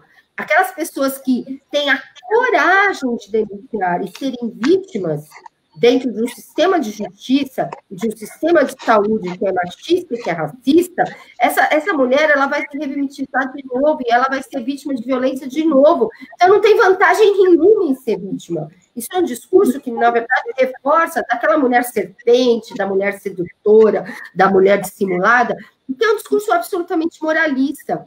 A Ana fala aqui muitas vezes, né, que pra gente só cabe 2 lugares, né, de ser puta ou de ser santa, né, e esse lugar de ser puta é a da mulher que é corajosa, da mulher que tem a coragem de denunciar, que tem a coragem de se colocar perante a sociedade, de ser assertiva, enfim, né, esse é o lugar que é reservado para aquela que se atreve a, né? Então, eu acho que é isso sim, são estereótipos. Na sentença tem vários estereótipos lá.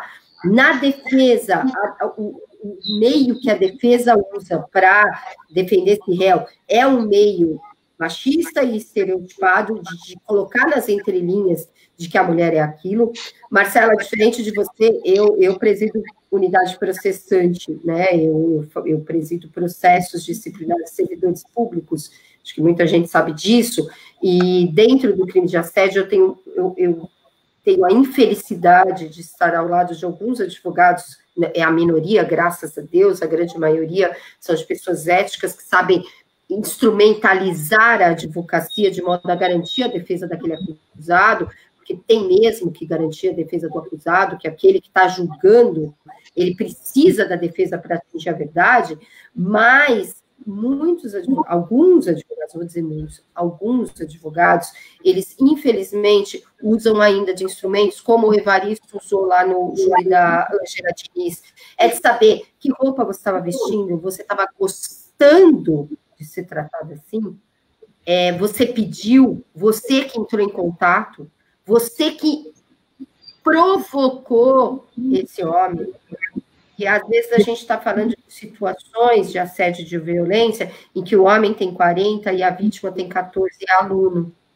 O homem é professor, o homem é patrão, o homem é chefe, e a vítima é a subordinada, é a aluna, e algumas vezes menores de idade. E aí eu acho que entra muito o papel da advocacia, né? A gente fala muito do juiz, do promotor, porque, evidentemente, são servidores públicos, estão ali em nome do Estado, né? Estão agindo em nome do Estado, mas e a advocacia? Então, assim, não tem outro instrumento que a advocacia, eu sei que tem, né? Pode usar para garantir a defesa do acusado, ao invés de ter que culpabilizar a vítima, e mais do que isso, ter que reforçar esse estereótipo da mulher serpente, da mulher bruxa, da mulher malvada, simplesmente porque essa mulher sofreu violência, então ela estava pedindo alguma coisa para isso, né?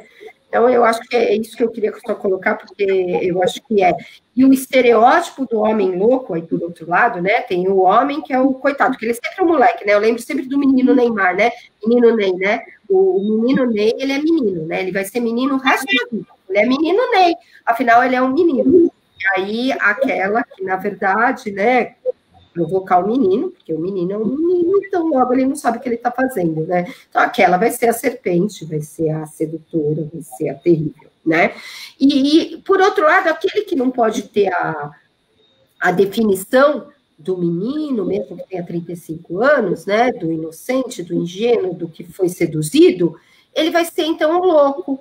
Ele vai ser o estuprador louco, que aí vem toda aquela ideia, né, até da esterilização, porque quando não tem mais jeito, aí ele é o louco, né? Agora, dizer que alguém é louco, o que a gente está dizendo? E a Ana Laura sabe muito bem disso. Está dizendo que ele não é inculpável, está dizendo que ele não merece ser responsabilizado. Aí ele não merece ser responsabilizado porque ele era um ingênuo, mas ele não merece ser responsabilizado porque ele é um doente, afinal ele não sabia o que ele estava fazendo. Vocês percebam, né? O estuprador, ou ele é um ingênuo, que é seduzido pela bruxa, ou interesseira, que está a fim de dinheiro, ou ele é um louco que não merece ser responsabilizado, porque afinal ele é doente. A gente nunca fala daquele que, na verdade, ele estuprou porque ele acredita que aquela mulher é um objeto, e que ela está ali para servi-lo, né? Seja por bem ou por mal.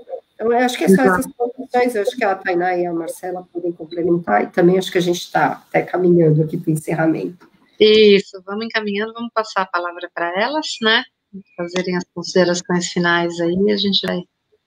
Posso fazer um apontamento só? Claro, Posso claro, falar nas considerações finais, mas eu queria só fazer um apontamento, e aí até para deixar a Tainá para Tainá também, acho talvez... que tem também apontamentos para não, fazer. porque talvez eu seja, talvez até eu não agrade vocês com essa minha ponderação, mas vamos lá. Eu vou olhar pelo olhar do direito de defesa e eu vou tentar excluir a questão da cultura do estupro, que é o que é o assunto de hoje, mas excluindo a questão da cultura do estupro, e eu vou analisar, não vou analisar de maneira pormenorizada, porque eu não trouxe a sentença do juiz aqui, né, de absolvição do Aranha, mas o que eu queria dizer como advogada é o seguinte: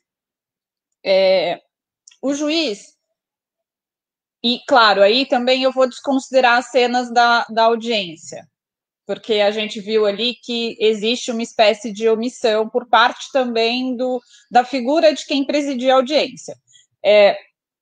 Num aspecto geral, juridicamente, não me parece completamente equivocado o raciocínio do juízo na sentença, tá? Eu acho que ele fez ali uma análise do mérito e ele decidiu sobre a causa. E era só isso que eu queria dizer. Não vou dizer aqui se eu concordo ou não, porque, de fato, eu não conheço a prova dos autos. A gente sabe várias coisas que saíram na mídia, mas é muito diferente da gente sentar, nós que aqui lidamos com o processo, que estamos aqui conversando, a gente sabe que é muito diferente você abrir um processo e ler, de fato, as provas que estão ali presentes. Então, o apontamento que eu queria dizer sobre a sentença é esse, tá? Eu acho que, num aspecto geral, não é uma coisa, para mim, não é mirabolante, eu acho que é até bastante, talvez, cuidadoso, o que deveria ser num caso como esse, porque também é um delito muito grave, né? Agora, o que a gente vê no Brasil é, de fato, uma seletividade. Então, em determinados casos, você tem uma aplicação ali de como deveria ser aplicada a lei penal, e em outros você não tem. Que aí a gente pode entrar no aspecto da questão racial, da questão de classe, etc. Se fosse algo, como que eu posso dizer, único, se fosse algo que sempre fosse dessa maneira, que fosse feito a análise de um processo, talvez a gente pudesse estar aí rumo a algo que fosse o ideal, mas não é isso que acontece. E esse era um apontamento que eu queria fazer. E o segundo é a questão da vitimização da Mariana, né? O quanto essa moça, ela sofreu com o fato, porque, sinceramente, eu acho muito difícil que uma pessoa... Não estou dizendo que não acontece, tem gente que inventa a história, mas dentro da história que a gente tem e das provas que a gente sabe que, pela mídia, que existem, essa menina não inventou os fatos. Os fatos, de fato, ocorreram. Aqui a gente está dentro de uma questão de se foi um estupro ou não, mas os fatos se deram, isso aconteceu, a gente tem prova disso, de que houve ali um ato sexual. E, de acordo com ela, não consentido. Então, a partir do momento que ela fez essa denúncia, né, foi até a delegacia e fez essa denúncia com relação ao que tinha acontecido, você tem que tratar essa vítima de uma maneira extremamente especial, porque ela é uma pessoa que já sofreu, ela já sofreu que é o que a gente fala também com a violência contra a mulher, que não deixa de ser também nesse caso, né? Mas, enfim, as outras violências que a mulher também pode sofrer, violência psicológica, violência física, e, enfim, a gente precisa de uma atenção do judiciário, a gente precisa de uma atenção maior da sociedade, e eu acho que é muito triste a gente ter assistido as cenas do que aconteceu. Eu, quando foi divulgado, eu tive que ler primeiro tudo o que aconteceu, e aí eu achei que fosse uma coisa horrorosa, que de fato foi, para eu poder assistir, porque eu sabia que o pessoal do escritório, eu estava no escritório, o pessoal estava assistindo na Copa. Eu entrei e... Não, desculpa. Aí me falaram, tipo, o pessoal tá lá assistindo, vai lá assistir. Eu falei, eu não vou. Eu não vou porque eu vou passar mal, não quero ver isso. Porque dá uma agonia na gente, né? Dá vontade de entrar no vídeo e, pelo amor de Deus, o que é isso que está acontecendo? Mas, enfim, essa moça sofreu com um fato, ela sofreu no momento que ela foi até a polícia e ela revive essa história todos os dias. Ela revive essa história para poder tentar uma justiça que para ela é devida, de acordo com o ponto de vista dela, ela está atrás de uma justiça. Ela sofreu no momento que ela foi até o judiciário e ela não teve essa resposta porque ela não teve um tratamento digno. E ela foi tratada ali como se criminosa fosse. Então, enfim, essa questão também, eu acho que é horrível, mas, no fundo, tem aí alguns dos aspectos que podem ser valorosos para a gente. Eu acho muito... Hoje, eu acho muito bacana essa questão da gente ter essa proximidade maior da tecnologia. Então, a pandemia trouxe esse aspecto vantajoso para a gente, né? Parece que as coisas estão... A tecnologia vem trazendo de maneira mais eficaz a informação para a gente. Então, a gente fica sabendo dessas coisas, né? As pessoas vão e falam, a gente tem aqui esse fórum e a gente está debatendo esse assunto, E, na sequência, eu até queria fazer um apontamento daquele homem que trabalhava na Jovem Pan, que foi demitido, né? Então, aí, você tem uma pessoa que compactuava para uma cultura, compactua ainda, né, para a cultura do estupro, porque, enfim, pelas ponderações dele, ele acha que o que ele falou não é nada demais, enfim, ele disse que ele colocou a filha dele numa situação extremamente desumana, do meu ponto de vista, porque além de tudo, é uma moça que parece que tem seus 18, 19 anos, e tem compreensão daquilo que o pai dela disse, e é exatamente isso que a gente está falando, né? Moça, se você saiu e está no meio de um monte de homem e bebeu, você não pode reclamar se você for estuprada, né? Você pediu, você estava ali, você saiu com um monte de cara, você encheu a cara. Então, enfim, são várias coisas que eu acho que a gente precisa mesmo refletir e talvez desconstruir tudo isso que vem acontecendo, e se deixar eu vou falar até amanhã. E aí eu vou entrar no Praia dos Ossos, que a parte que eu mais me surpreendo, eu já tinha assistido esse júri, porque eu fiz um curso do Tribunal do Júri, inclusive com um colega nosso que é muito bom no que faz nisso, né, no Tribunal do Júri, e eu já tinha assistido esse júri porque foram duas figuras emblemáticas, né, dois advogados extremamente competentes da época e famosos pelos júris que faziam. Mas, enfim, o que me chamou mais atenção nisso era, no Praia dos Ossos, é a fala dele, do Evandro, quando ele disse que ela queria ser livre, né? Ela queria ser livre. Onde já se viu uma mulher ela querer ser livre? Ela sair com a roupa que ela quiser, ela ia onde ela quiser, ela fazer o que ela bem entender, o que ela quiser. E é isso. Queria finalizar com isso. Obrigada, gente. Foi muito bom. E agora, Tainá, se quiser, pode bater em tudo que eu falei. Obrigada, Marcela. Deixa eu só falar da Jovem Pan, que a Marcela citou, só para todo mundo não esquecer. Trata-se do Rodrigo Constantino, que foi demitido pela Jovem Pan faz 3 dias, porque ele disse que se fosse a filha dele que chegasse em casa dizendo que foi vítima de estupro, ele iria puni-la. Então, essa toda a história, ele foi demitido da Jovem Pan. Vamos dar nome aos bois, porque eu acho que alguns nomes a gente tem que lembrar, né? Porque eles ajudam a tudo isso. Tainá, a palavra é sua. Na verdade, eu não acho que precise rebater, assim. Eu fico muito preocupada com algumas posturas de pessoas que são figuras públicas hoje, principalmente na internet, e de largo alcance, que estão muito apegadas à tecnicidade.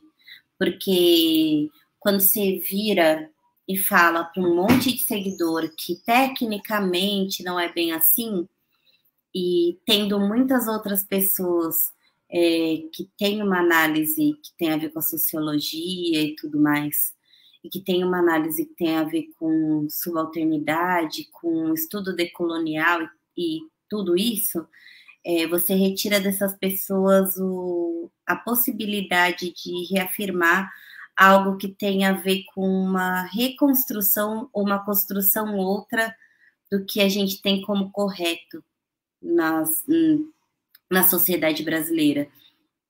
Eu acho também muito difícil a gente julgar esse caso sem ter em mãos o processo e sem fazer uma análise profunda dele para explicar para as pessoas que estão nos assistindo. Mas com isso, com essa decisão e com reiteradas decisões muito parecidas, eu acredito que a gente consiga compreender que não tem só uma militância ideológica falando sobre isso, mas que nós estamos falando de fatos, que são a relativização do crime de estupro dentro do direito brasileiro, a relativização da necessidade de estudo e pesquisa relacionado à produção de jurisprudência sobre esses temas, a relativização da palavra da vítima, as violências institucionais a que são submetidas vítimas de violência sexual, mulheres e meninas e outras pessoas. Acredito que a gente deva levar em consideração a falta de política pública para a inclusão de diversidade e equidade dentro de órgãos do poder judiciário, do poder legislativo e do poder executivo, porque isso faria muita diferença na aplicação da lei. Enquanto a gente tem pessoas que não nos enxergam enquanto seres humanos, decidindo o que é ser cidadão e o que é ser ser humano dentro do direito brasileiro, a gente tem um problema, porque isso significa dizer que eu nunca vou ser cidadã. Meu filho não vai ser, meus netos não serão, e assim por diante. A gente vai continuar nesse lugar. O Djonga falou esses dias pro Quebrando o Tabu. E aí ele estava dizendo, né, que a gente não tem tempo para ficar pedindo coisa para o Estado. Quem pede, quem consegue perseguir benefícios, são pessoas que já têm dinheiro, que já têm casa, que já têm comida na mesa. A gente está sempre trabalhando, em geral. A gente não tem tempo para ficar com esse mimimi todo que dizem que a gente faz. E aí, quando eu falo a gente, digo de mulheres, de pessoas negras, da população LGBT, da população T, que é extremamente violentada. Em geral, a gente não tem esse acesso. Até porque a gente não é reconhecido como ser humano, né? A gente não é reconhecido como profissional. Há algo de muito engraçado quando as pessoas olham os nossos currículos e falam: ai, que ridículo, que currículo grande, eu já ouvi isso. E é muito engraçado, né, você ouvir isso de uma pessoa que tem um currículo grande. Mas isso diz muito sobre quem pode e quem não pode ter um currículo grande. Quem pode e quem não pode falar determinadas coisas. E quem pode e quem não pode ter opinião. Quem pode e quem não pode ter um parecer técnico sobre questões de direito. É disso que a gente fala quando a gente fala sobre equidade, sobre a mudança da cultura desses poderes e a mudança de pessoas que estão lá. Isso não significa levantar o banco e tirar as pessoas que estão, porque não dá para fazer. Seria legal se desse, né? Ou até poderia ser feito, mas a gente sabe quem sai, né? Quando a gente vê um juiz que está num cargo e aí ele está ainda no tempo probatório dele e aí ele é exonerado porque ele estava fazendo atividade de coaching. Não estou dizendo que é certo ou que é errado, mas eu gostaria de pensar se figuras outras que não são iguais àquela que foi exonerada tiverem a mesma conduta, elas são exoneradas. Pessoas que fazem pior, mas que têm estereótipo de quem está sempre nesse lugar de poder, são exoneradas? Eu vejo, mas não vejo. A gente fala de realidade. É disso que o Djonga estava falando. A gente fala de verdade, de dado estatístico e de tudo mais. Acredito que se não fosse uma pessoa como réu desse processo, também o desfecho seria outro, porque a gente também tem uma cultura de hipersexualização do homem negro, por exemplo. Tudo é uma questão de narrativa. Narrativa gera poder e poder gera cidadania. É disso que eu estou falando aqui. Acho que é importante a gente posicionar que existem várias narrativas para o mesmo lugar e que a gente precisa ter a responsabilidade de pensar, sim, tecnicamente. Isso é muito importante para que a gente possa fazer um bom trabalho, para que a gente possa fazer uma análise profunda relacionadas às coisas, mas que a gente faça esse trabalho técnico também a partir de um pensar que tem que estar fora do direito, porque o direito ele é utilizado reiteradamente para manter pessoas onde elas estão, só que o lugar de conforto de uns é o lugar de desespero de outros. Eu quero agradecer imensamente a oportunidade de troca, de compartilhamento, a possibilidade de aprendizado e de estar com vocês aqui. Muito obrigada. Obrigada. Eu só vou fechar, Ana, e eu dou a palavra final para você aí falar o tchau. Eu vou falar meu tchau com 4 ideias. Bom, já agradecendo aqui a Tainá e a Marcela por essa tarde linda, maravilhosa, mas eu só vou fechar com 4 ideias que eu fecho quase todas as vezes que eu falo sobre assédio e sobre estupro.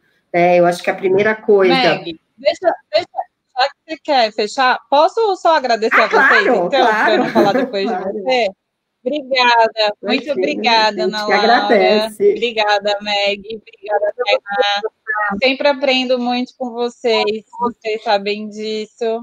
Eu sempre fico agradecendo, parece até meio forçado, eu juro que não é. E as pessoas que estão aqui assistindo sabem disso. E obrigada a todos que estão aqui, todas que estão aqui assistindo a gente. Que agradece. Um beijo. Foi uma delícia. Pela generosidade, eu sempre falo para a Tainá isso, eu falo que estar com a Tainá é sempre assim, eu acho que é um ato de generosidade da parte dela por todo o conhecimento que ela tem. A Marcela, eu tenho uma super admiração também pela trajetória e pela atuação profissional, e vocês sabem disso, então eu agradeço. Só vou encerrar com essas 4 coisas, super rápido, 4 pontos que eu acho que é importante a gente frisar. Então, assim, acho que a primeira coisa é silêncio e omissão são os maiores aliados da violência sexual. Quando a gente fala que a vítima se cala, a vítima não denuncia, mas eu acho que o pior silêncio é o silêncio da sociedade, aquele que está do lado da vítima e ele fica silente ou ele se omite frente a uma violência sexual porque ele minimiza essa violência. A outra coisa é que o acusado não é um doente, o acusado de estupro, ele não é um doente, a menos que tenha um laudo médico, psiquiátrico, atestando que ele é inimputável. Se não tiver, ele não é doente. Doente é a sociedade que mantém uma cultura que legitima o estupro e legitima a violência contra a mulher, e principalmente contra as mulheres negras. Consentimento é não. Não é não, o consentimento ele pode vir em qualquer momento, não é porque a vítima quis beijar, quis transar, quis até a casa da pessoa, quis tirar a roupa. Se ela disse não em algum momento, não é não. Não é não. E a última coisa que tem que ser mantra, a vítima nunca é culpada. O réu pode até ser inocente, isso depende de um devido processo legal, só que a vítima, ela nunca é culpada, a culpa nunca é da vítima. Eu acho que essas 4 coisas a gente não pode tirar de mente nunca quando a gente fala de crime sexual e também de violência contra a mulher, né? E eu acho que a gente tem um longo caminho pela frente ainda, nós mulheres, que a gente sempre fala, né, Ana, dentro da nossa situação de privilégio, nós temos o dever de mudar esse mundo para as gerações que vão vir aí. A luta é árdua, vai ter feminismo sim, e o feminismo não é culpado de tudo isso, igual a gente ouviu essa semana, né? A culpa de tudo isso é do machismo, não do feminismo, né? E nós feministas não vamos nos calar, nós mulheres não podemos nos calar. Lembrando que não precisa ser feminista para ser defendida, né? A Ângela, lá do Praia dos Ossos, ela tem um discurso maravilhoso que ela fala contra as feministas, e foram as feministas que ficaram no segundo julgamento, né? Então, eu acho que a luta da mulher ainda é grande, é árdua, e nós, mulheres brancas, temos uma luta maior ainda, né? E ouçam o Praia dos Ossos, o podcast, que eu acho maravilhoso, eu acho que ilustra bem tudo isso, tá bom? Ana, encerra aí, foi lindo. É só agradecer mesmo a Marcela e a Tainá, eu acho que foram falas assim, muito importantes mesmo, a Margarete também, que acho que trouxe uma série de apontamentos, né, fundamentais. Eu tenho percebido mesmo, né, que tem havido uma mudança sutil, né, mas acho que cada vez mais mulheres estão se dando conta e estão se conscientizando dos seus direitos, e é graças às feministas mesmo, né, então a gente tem que continuar pondo a boca no trombone.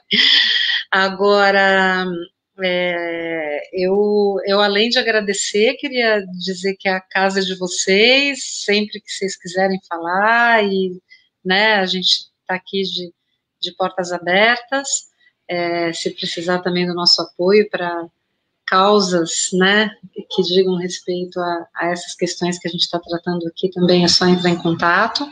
Lembrar que os episódios todos de Mulheres na Pandemia ficam lá no YouTube e também na Rádio Cultura AM de Curitiba, que é a nossa apoiadora, a nossa parceira, e também veicula os episódios. Então, a gente continua, a gente está até o fim do ano, né, Margarete, aqui levando, sustentando Mulheres na Pandemia, e agradecer vocês, desejar um bom final de semana, e muito obrigada pela presença.